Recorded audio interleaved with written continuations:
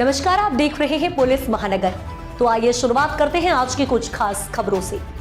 महाराष्ट्र के ठाणे महानगर पालिका चुनाव को लेकर सियासी विवाद तेज हो गया। ठाणे जिले में सत्तारूढ़ बीजेपी और एकनाथ शिंदे के नेतृत्व वाली शिवसेना के 32 उम्मीदवारों को निर्विरोध विजयी घोषित किए जाने के बाद विपक्ष ने चुनाव में धांधली के आरोप लगाए हैं।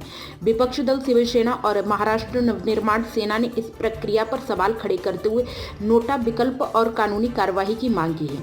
जानकारी के अनुसार राज्य भर में नगर निकाय चुनाव में कुल 68 उम्मीदवार निर्विरोध चुने गए हैं, जिनमें से अकेले 32 उम्मीदवार ठाणे जिले से। यह आंकड़ा कुल का लगभग 47% है, जिसे विपक्ष ने चौंकाने वाला बताया। इन 32 में से बीजेपी के 20 और शिवसेना के 12 उम्मीदवार शामिल हैं। कल्याण में बीजेपी के 14 और शिवसेना के 6 उम्मीदवार निर्विरोध चुने गए, जबकि ठाणे और भिवंडी में दोनों दलों के 6 उम्मीदवार विजय घोषित किए गए हैं।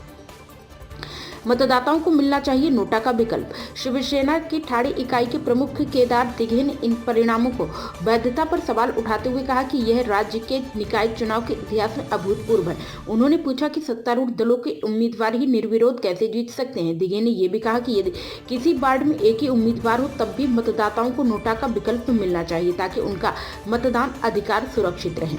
नवी मुंबई में बीजेपी और शिवसेना आमने सामने। मनसे ने भी संकेत दिया कि वह इस फैसले को अदालत में चुनौती दे सकती है। पार्टी प्रवक्ता के अनुसार ठाणे पालघर प्रमुख अविनाश जाधव ने इस मुद्दे की जानकारी पार्टी अध्यक्ष राज ठाकरे को दे दी है।